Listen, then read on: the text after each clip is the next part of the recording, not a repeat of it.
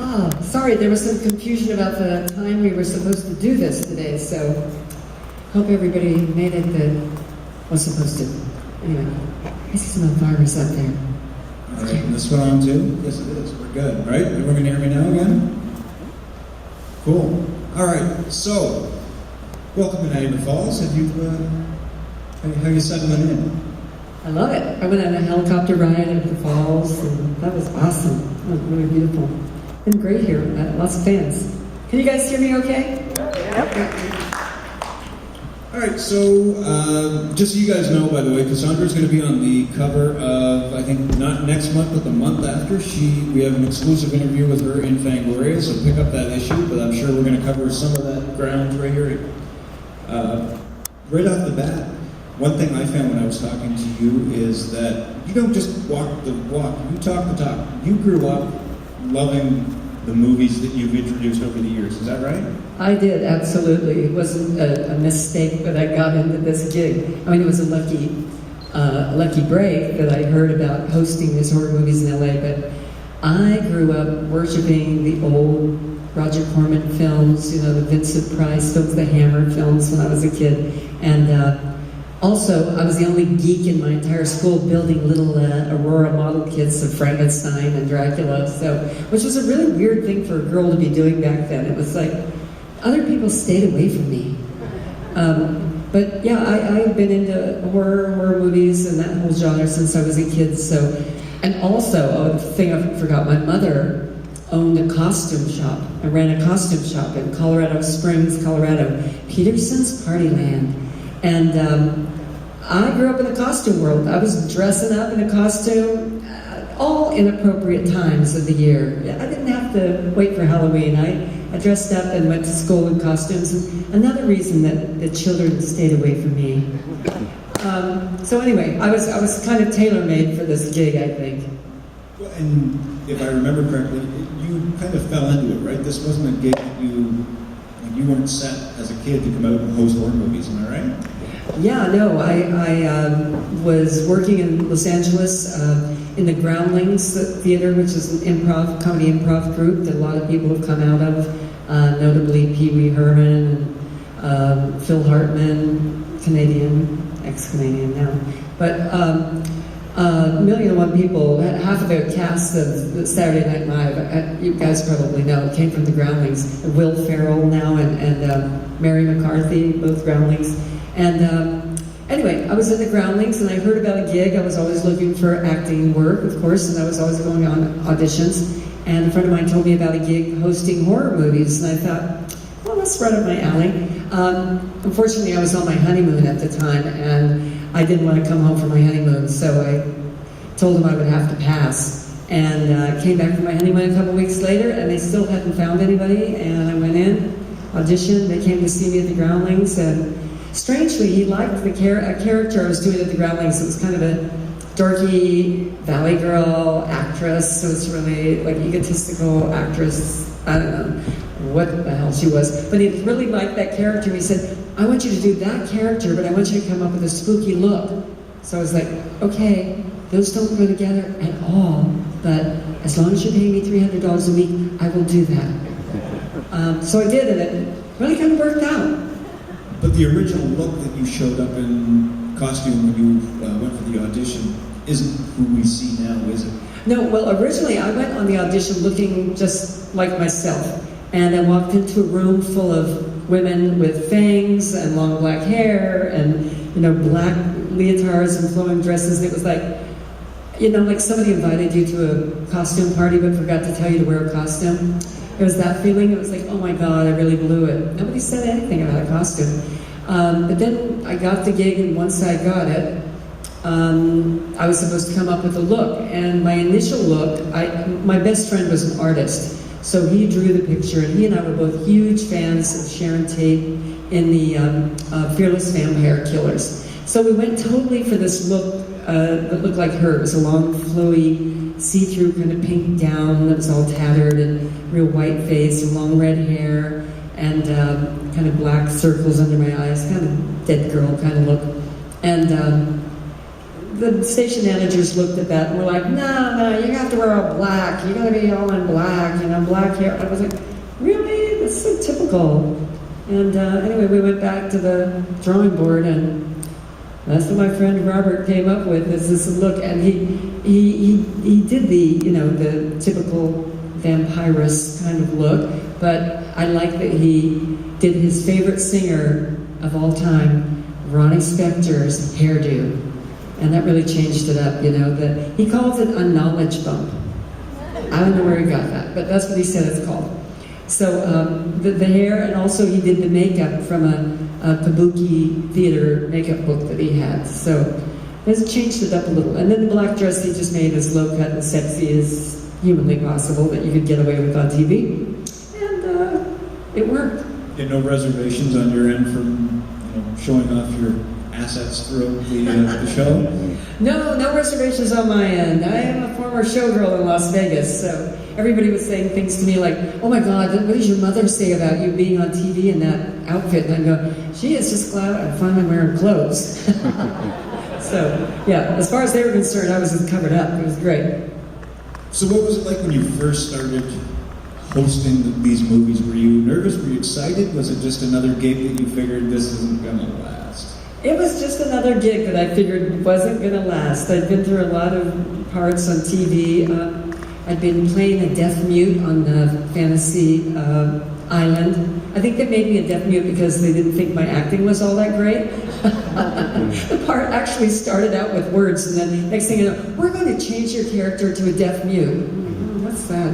And I've been on that. I've been in Cheech and Chong's next movie with one line. And it was funny, but if anybody saw that Cheech and Chong's next movie that I'm in for about 2 seconds, I play, we were kind of like Charlie's Angels, and there were 2 other girls. One was another groundling, kind of unknown now, Catherine, I can't think of her name, but the other one was Rita Wilson, who later married Tom Hanks. So she's doing pretty good. But we were the Charlie's Angels. So anyway, one of my big parts. And let's see, what did I play also? Oh gosh, I was a stripper, of course, on Happy Days. I'm sure the only time they ever had a stripper on there, and I played it, of course. But anyway, so I totally lost my train of thought. I had no idea what I was talking about. What? Good point. Any reservation? Like you said, this was just a gig you figured you'd have for a couple weeks and you'd be done. Yeah, no, I absolutely thought, if this thing keeps going, and the movies were so bad, I mean, I liked them, but I didn't think anybody else would, and the budget was so low, and it was so rushed, and it was so cheesy, and I was like, oh, this will be a miracle if this thing lasts a week. It really will. It's so crazy, And then it went on another week, and I'm like, what the hell? And then I start getting phone calls in the middle of the night. I'm listed in the phone book, Cassandra Peterson, at my address, at my house. I start getting calls all night long and all day long. And I think creepy calls or just all kinds of calls. Like, will you come to my hair salon? Will you come to my opening of my supermarket? And creepy calls too. Yes, a lot of breathing. That's where we came up with the character, the breather, because I was getting those kind of calls. And I really did not think it would last. I was so shocked. I kept my day job. I was still a temporary secretary during the day. And one day when I went into work at some insurance office, there was this bunch of construction workers outside, and they somehow put 2 and 2 together and recognized me somehow, I don't know how, as Elvira, and they all started screaming and giggling like little girls. It was the weirdest thing, and I'm like, oh my God, it's like I'm famous or something. It was really weird. And then I thought, this thing is going to actually keep going, and it did. One of the funny things that the show obviously didn't have that much faith in the show either, because they were renting the couch and from a prop house every week, and then like 6 or 7 years later somebody realized that they hadn't stopped renting the couch. They could have bought the couch for like $200 or $300, but they were paying $150 a week to rent it. So I bought the couch for them for $300, and I say it's the world's most expensive couch. I think they added up to about $27,000 in rent for the couch. But you still have that couch? I still have it, and I'm sure that prop guy doesn't have a job. So, over the years, you have hosted dozens and dozens of films, and you just did, this past Halloween, you did, I think it was 13 for Hulu, is that right? I did 13 movies called 13 Nights of Elvira for Hulu, and I'm very happy to say we got all the movies from Charles Band, who's here, signing autographs. Perfect movies. I mean, they were like, oh my God, we have Puppet Master oh God, what are some of the movies I'm blanking?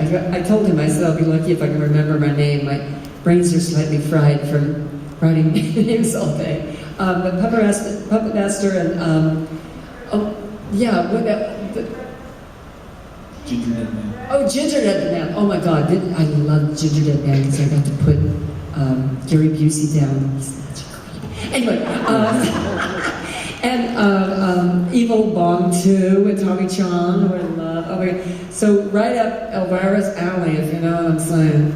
Those movies were perfect, and we hosted them. They're still on Hulu. If you have Hulu Plus, I think, or something, you can see them. 13 Nights of Elvira, but they're really fun. I got to be a little more risque in those because there were no commercials. Well, in the original ones, well, even in the most recent ones, all your intros, all of that stuff, you wrote all of that material yourself, right? I write all my material myself with a writing partner. I always have a partner. I had, for many years, 21 years, I had John Paragon, who you guys may know as Johnny the Genie from Pee-wee's Playhouse, that head in the box. And he's more than just a head in the box. He is my co-writer. And so John wrote almost every single project with me, and then including Mistress of the Dark and Haunted Hills. And then I have a new writer as of a few years ago, Ted Biaselli, who also is an executive at Netflix. It's very bizarre. In his spare time, he writes material for me. And but basically, those two people over the entire span of my career have been co-writing with me. A few other people here and there on the way. So where does Elvira's sense of humor come from? Is that a lot of you? Is there a lot of you in her, or a lot of her in you? I think, well, I sort of figured out like a few years ago that Elvira is me when I was a teenager. I was a really know-it-all, smart-ass, couldn't tell me what to do, didn't, really, very kind of tough. I really was. I was very, probably impossible to be around. But I was a really cocky little 14, 15, 16-year-old. And I really sort of decided, that Elvira is that personality. But she's never grown up, She's a lot older. She still acts like a smart-ass 14-year-old. If that's the case, because I've got teens and I know they're not enjoyable. Be afraid, be very afraid. Yeah, exactly. Yes, I have one too. And if she is, you as a teenager, why is the character so popular? What has made Elvira that person that we all know and love? I don't know. I get for a lot of fans who come up to me at these conventions. I love it because I really get insight into why people do love the character, and so often it's people who, boys and mostly girls, but a lot of boys too, who grew up feeling bullied and feeling like they were a misfit and like they, just didn't fit in anywhere, and they will tell me so many times that it's so weird to hear. It makes me so happy. It's the best part about doing this job. They'll tell me that I was their idol, and I gave them the strength and courage to be who they were, to be different, and it was okay. So that makes me, let me tell you, if there's one thing I did my whole life, if I could make a few people feel like they fit in when they were a kid, because boy, I didn't feel like I fit in when I was a kid. I didn't feel like I fit in anywhere. I didn't even fit in that dress. Oh, line from my movie, sorry. It just popped out. And anyway, so many people tell me that, and that's so flattering. It's so nice. And girls also say a part that it's okay to be sexy and sort of flaunt yourself, but not be a bimbo. Still be yourself and not.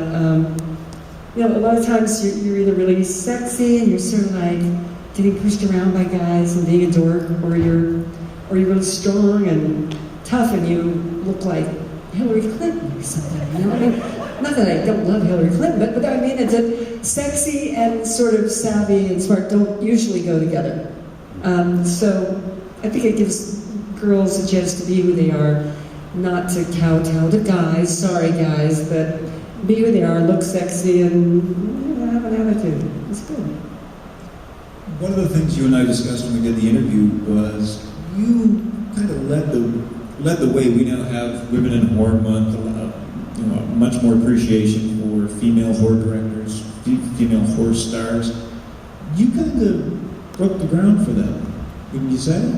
Or is that saying too much? I mean, thank you. I appreciate that. That's flattering. I think I did a little bit. Kind of early on, there wasn't really much of that going on. I mean, one of the weirdest things was I showed up at Comic-Con in San Diego so far back in the day that I was the only girl there, and I'm not kidding. Maybe there was a couple crawling around in there, I don't know, but Comic-Con in San Diego, which as you know is the largest largest Comic-Con in the world, I would say, the biggest attendance and everything, still to this day, was in a basement of a motel, and it was really comics and only comics. And I happened to have a comic book series at that time.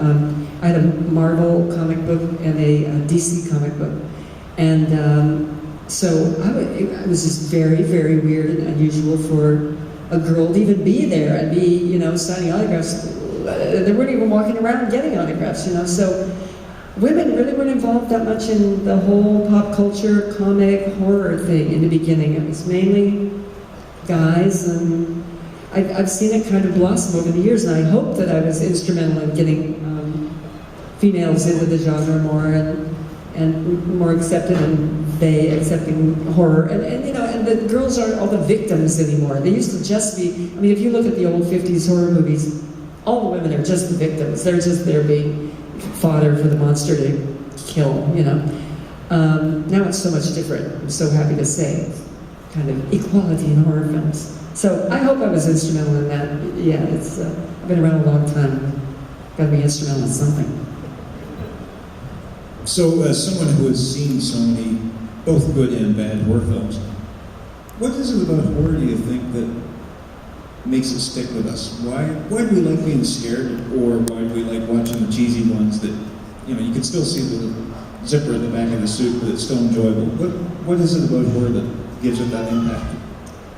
My theory is that the cheesy ones and the horror, really scary ones, are very, very different things. The cheesy ones are kind of for comedy value, for camp value, for somebody who set out to make a serious movie and it turned into a big piece of crap, and you can laugh at that, Doesn't happen as often as these days as it did back then. But there was an innocence about it that was so kind of refreshing, I watch those movies and they're like comfort food to me. And it's just so, oh my God, it was an earlier time and America was so different and so naive, and it's just a nice, feeling. The horror movies, I honestly think is a chemical rush. I think it has to do with adrenaline.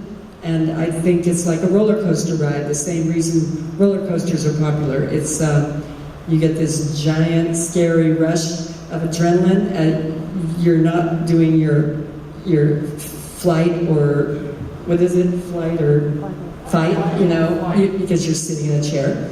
So you're having to sit there and have this giant adrenaline rush. Then it lets you down, it calms you down, you have a little rest, and then it takes you up again. So I think I honestly think horror movies, I think everybody who likes them is an addict. That's what I'm trying to say. No, no, it is like a chemical rush in your brain, I think. And I think people love that. And it's fun to also know that you're safe, you're being scared, but you're hopefully sitting somewhere where you're safe and where that's not going to happen to you when you walk out the door. Yeah, agreed. Now, I know who your favorite horror star is because you shared that with me, and I'll let you tell the audience. But what about your favorite horror film from the old golden days? Back in the day, I'm going to stick with House on Haunted Hills, really, because it has such great memories for me. Because that is the movie that got me into horror films when I was in second grade, I think, second or third grade. My cousin took me to the Cheap Theater downtown for my first horror movie, and he really probably shouldn't have done it. He was a teenager, and I don't think my parents appreciated when I started waking up screaming in the middle of the night for the next month or two. But I was at the same time repelled and in love with that movie, and thought about it, dreamed about it, obsessed about it, and Vincent Price became my favorite actor. I had to see everything he was in, and back in those days, all those Poe movies were coming out, you know, and like Vincent said to me, yeah, they were Poe, they were very Poe. But you know, all the great Roger Corman movies, they were loosely based on Edgar Allan Poe, films like The Raven and The Tomb of Lygia, Pit and the Pendulum. If any of you guys have seen Haunted Hills, my movie, I based that whole movie on those Roger Corman films, and I think people who are aware of those films get Haunted Hills more than people who haven't seen that genre, but that was kind of my tribute to those films, because this got me started in the whole horror thing, and that was like 1959 or something. Scary, maybe 60, I don't know. Thanks. Right long ago. Damn, I'm old. Now, you brought up the fact that, of course, Vincent Price is your favorite actor of all time. There's some clips you guys can And find. Brad Pitt. Pardon me? And Brad Pitt. For a whole different reason. Well, you said there's clips of you with Vincent on YouTube that you guys can find, but talk about some of the times you met Vincent when he was still with us. Yeah, Vincent and I just got to meet his daughter, just like at the last con that I was at in Dallas, I think. I met his daughter, who looks so much like him in a good way. She's a very attractive, that's such a Vincent Price vibe going on. I don't know how you get those two together, but anyway, it's pretty thrilling for me to meet his daughter. But every time, for a period of time, every time Vincent Price got an award in Hollywood, or for the Count Dracula Society, or the Saturn Awards, or you name it, I was the person who was always called in to give him his award. And so we got to know each other really well. We appeared on the Tom Snyder talk show with, it was me, Vincent Price, and Stephen King, which was totally awesome. We were on the Tonight Show 2 or 3 times together, and Vincent came on my TV show, Movie Macabre, along with John Aston, which was like, I thought I was dreaming. I was losing it, because my favorite television show was The Addams Family, and so to actually be there with Vincent Price and John Aston was like, oh my God, I dreamed, I died, I went to hell. So that was pretty thrilling, but I really got to know Vincent quite well, saw him so many times and hung out with him. He taught me how to cook fish in my dishwasher. It was awesome. And anyway, we got to know again. You know, Vincent was an amazing cook, you know, and wrote cookbooks. He also gave me one of his cookbooks that he did, this big, giant, bronze color book. And he taught me how to make dishwasher fish, which you wrap a piece of fish in aluminum foil, and then you put it in your dishwasher with the dirty dishes, and then when it comes out, it's cooked. So anyway, that was great. How was it? It was great. Everything was perfect. You put some herbs and salt and pepper, and you make sure the aluminum foil is closed very tightly. But anyway, I got to know him, and he was one of the funniest people I ever met. I told him every time I saw him, you missed your calling, you should have been a comedian. He was hilarious. And his wife, Coral Brown, was an actress, as you may know, an English actress, and she was tough. She was a tough cookie. She always scared me. I mean, I'd come walking over to Vincent, she'd be there kind of glaring at me, and hi, Vincent. It was just weird, but she got to be very friendly with me after she figured I wasn't trying to pick him up, I guess, or something. I don't know what she thought, but they're just wonderful couple, and he was just such a great guy. Miss him. Any other, you know, as Elvira, any other of those like, oh my God moments when you got to meet someone that you looked up to over the years? I had a lot of those moments. It was always pretty awesome. I'd be sitting in a restaurant like one time, and he did a tap on my shoulder. It was Richard Dreyfuss, who back then was really big as Jaws was out, and he said, oh, I'm such a big fan. And I'm just thinking, these people are fans of me. It was so bizarre. And Michael Jackson, one time, I was backstage at the Grammys, and Michael Jackson was like, oh, Elvira, I just love you so much. I should have had you in Thriller. And I'm thinking, oh, God, you should have. And anyway, I mean, people like that, meeting them and having them say they're a fan of yours is like, what? You know, I don't get it. It was cool, though. Totally awesome. Now, You mentioned Haunted Hills, and another one of your films, of course, was Mistress of the Dark, which I think a lot of people here probably have seen, I hope. Any great recollections of making that, or just odd stories in regards to the production? Yeah, Mistress of the Dark was one of the most fun experience I ever had without sleeping. It was great. It was, from writing it was the best experience I ever had with John Paragon and Sam Egan, who's another writer who came on board for that. And we had the most fun coming up with those jokes and stuff. We were just cracking each other. We were eating pizza and making jokes all day, every day for months. And so coming up with that was great. And then shooting it was incredibly fun. I mean, it was fun, and there were moments. We had a lot of fights with the production company that we wanted this scene and they didn't want it. And, yeah, there was a lot going on. We didn't have the teenagers in the movie initially, and a big fight over putting them in. They go, well, teenagers aren't going to go see the movie if there's no teenagers in it. And we were going, hello, aliens? I mean, stuff like that, you know. But anyway, it was a great, great experience, and there were some really fun and bizarre moments. One of them being that they wouldn't let me shoot the Las Vegas scene. We had run out of money. There was no budget for the whole Las Vegas scene. And I go, so we're just going to end the movie with me sitting on the porch going, oh, bummer, dude, I didn't get to go to Las Vegas. I mean, it was insane. I laid in the executive producer's office blocking his door for like about a day, and said I wasn't going to move until I talked to him and like begged him to put that scene back in. And he finally did, and the day we get to shoot it, and I'm doing my whole big dance number and the tassel twirling, of course, which, by the way, I learned when I was 14. I knew it would come in handy. And I had the flu, serious flu, and I had like about 104 fever.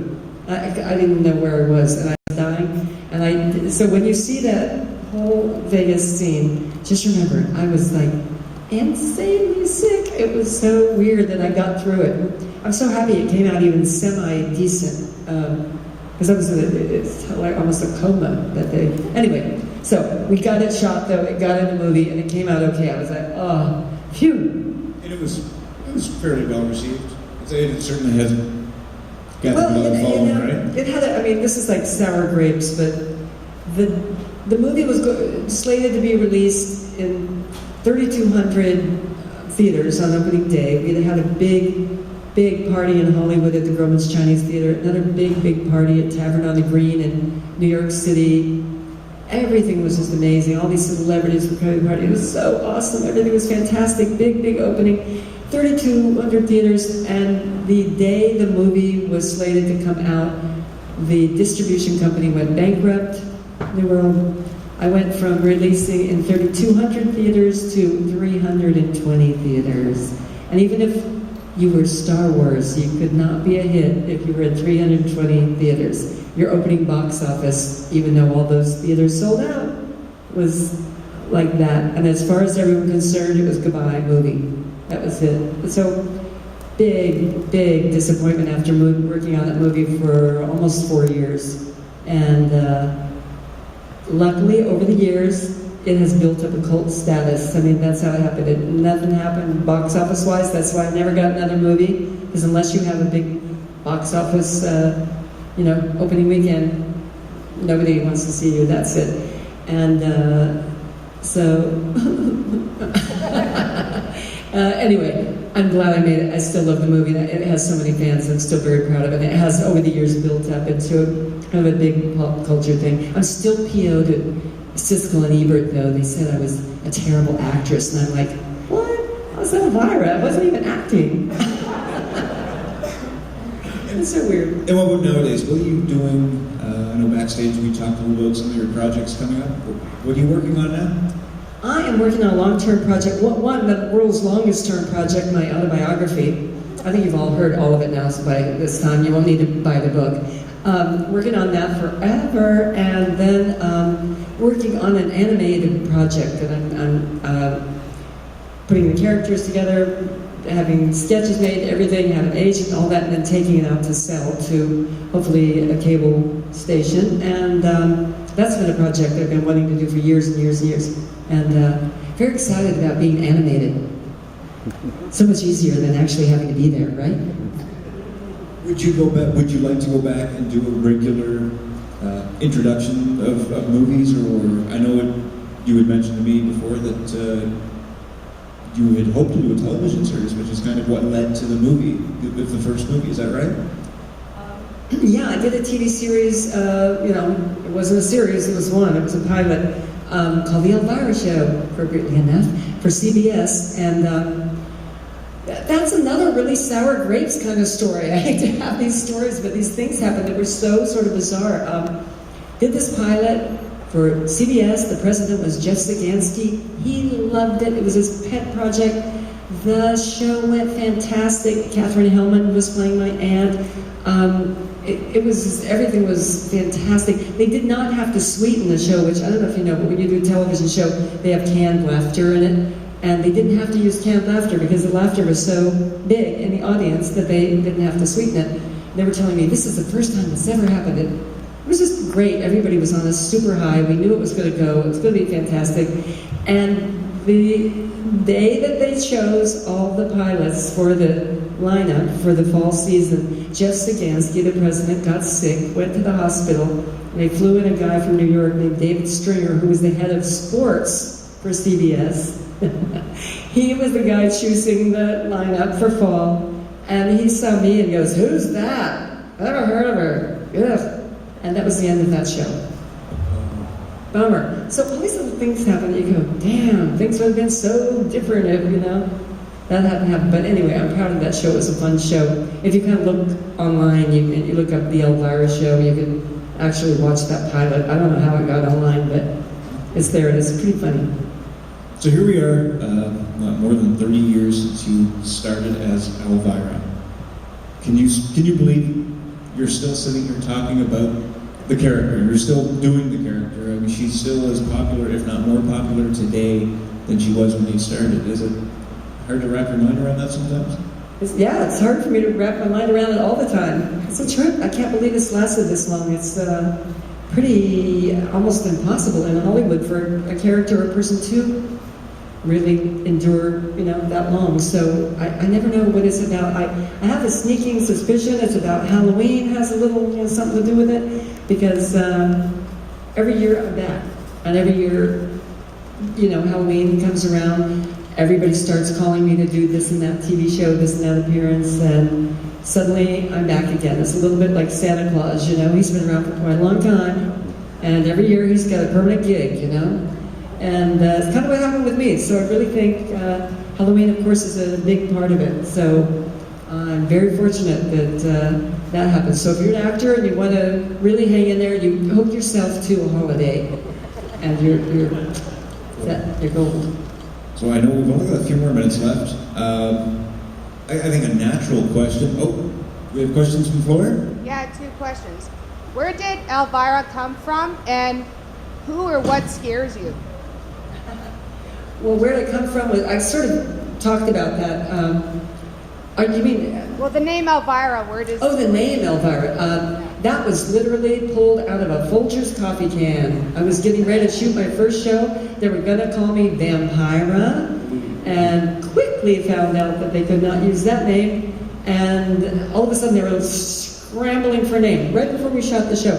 And everybody in that room wrote down on pieces of paper a name that they thought would work. I wrote Cassandra.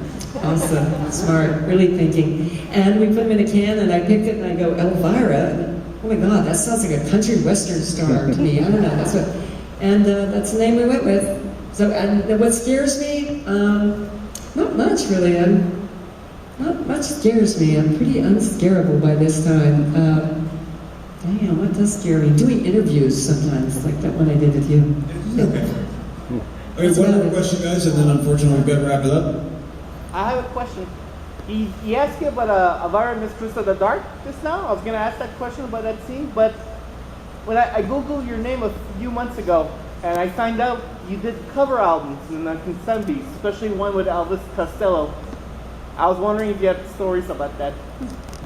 Oh, are you thinking about the Tom Waits one? Oh, maybe I confused the name. Yeah, Tom Waits. I did back in the 70s. I was a modeling for Playboy models, and I did lots and lots of videos for all that. Video was just out, like MTV, and I swear, if you see some of the old videos, I made so many, you won't believe it. I did it for 1,000,001 people, and a lot of book covers, a lot of horror posters, if you look at old posters. I've made so many. I'm always a dead corpse, and I guess dead and corpse kind of. Okay, and I show up in all that stuff. It's funny how many pictures floating around of me there are out there. What was the other thing you were saying? What was the cover? Oh yeah, that Tom Waits. I don't know if that's me on the Tom Waits cover. It's really weird. Yeah, I know. I have no idea if that's me. Probably is, because I did that kind of work. But wouldn't you remember if you shot a cover with Tom Waits? I don't know. It's the 70s. But it was the 70s. I know. I always say I don't remember anything I did in the 70s. I went straight from the 60s to the 80s. Skip the 70s entirely. Thank you. Okay, one more question, guys. Lady in the blue right here. Yeah, you're in the blue. Oh yeah, I've seen them many times. That I love the way they rip me off. I mean, the way they portray me. No, I love them. I think they do a great job. I think it's very different and funny that they have all three of them. And that's actually kind of how John and I would write our stuff, sitting in a little tiny theater watching the films on an actual film projector and making jokes about everything that came up. So no, I thought it was really cool and awesome, and I just wish I had been one of those guys sitting in the audience. Yeah, that's cool.